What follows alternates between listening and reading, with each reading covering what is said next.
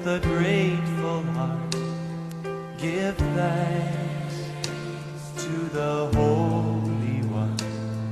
Give thanks because He's given Jesus Christ, His Son. Give thanks with a grateful heart. Give thanks to the Holy One. Give thanks because He's given Jesus Christ, His Son. And now let the weak say, I am strong. Let the poor say, I am rich, because of what the Lord has done. Kwa sababu jina linaenda na nini, inabidi kutakuwa relationship between ile question na jibu.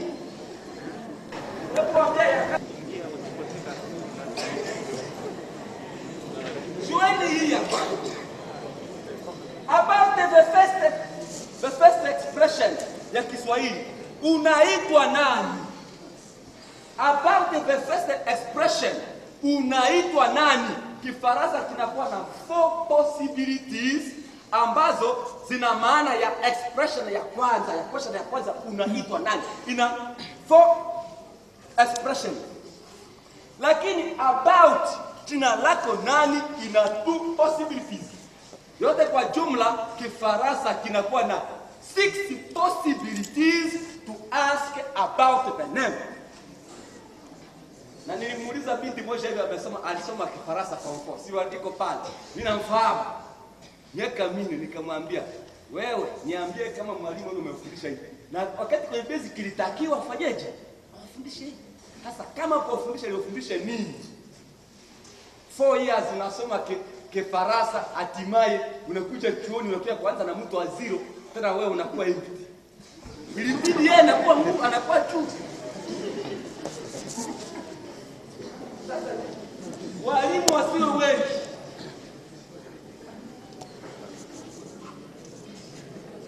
niliwaambia wanafunzi wangu Kongo, nikawaambia hivi, kama nyinyi mtafanya kazi kama nayo yafanya, Mungu awabariki.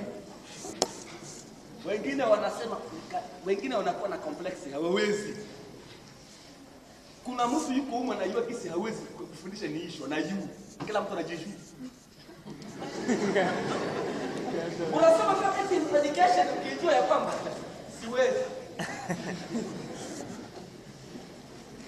Hao watu wote hapo na janga katika hicho chumba hawatakuwa able kufundisha.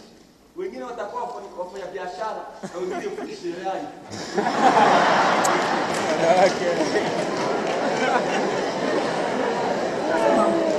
Haina haja tena kufanya nini? Kufanya effort kwa sababu niliyofundisha hivi secondary. Na walikuwa na faulu sana. Kwa kuwa mwalimu ni ule secondary pia chuo.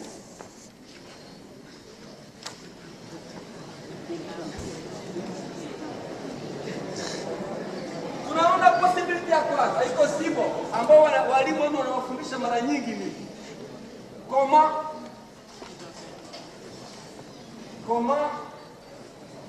tu t'appelles.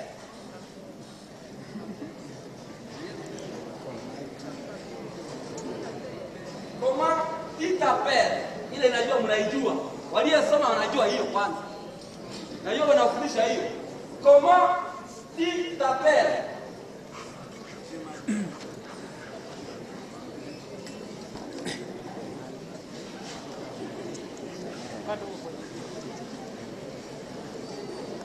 Comment tu t'appelles? Hiyo inaandikwa hivi.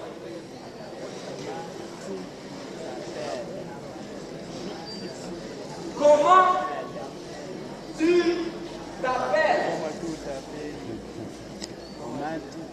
Ile ndio possibility ya kwanza. Ya pili, ya mwisho, comment vous appelez-vous?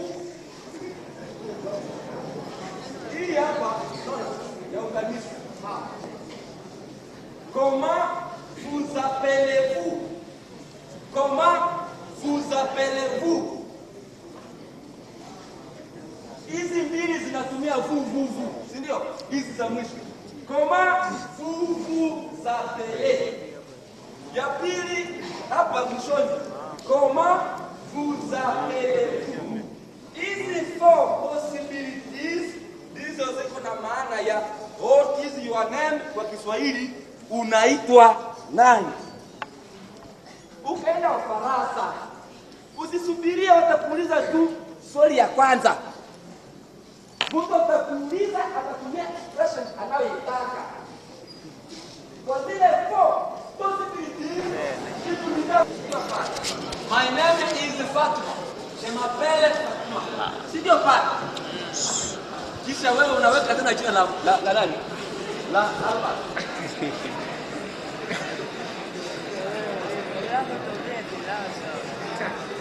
Sasa pale uwe makini.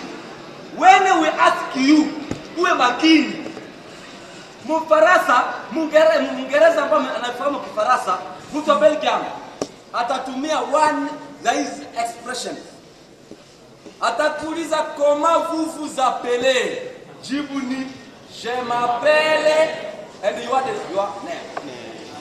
Kama anakuuliza comment vous appelez-vous? Jibu ni je m'appelle and you are your name. Yes. Kama anakuuliza comment tu t'appelles? Jibu ni ile je m'appelle and you are your name. Comment t'appelles-tu? Je m'appelle. Hiyo. Usisubirie ya kwanza. Nimesikitika kipindi hichi cha asubuhi kilikuwa kizuri. Kwa sababu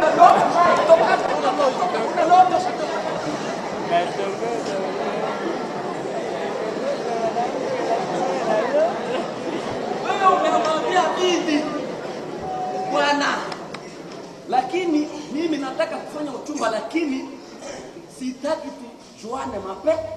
Tutajuana siku ya harusi. Umemwambia tu. Lakini bwana, mimi sitaki tujuane, tutajuana siku ya harusi. Kisha baada ya siku 2, sasa bwana sabiti kwa.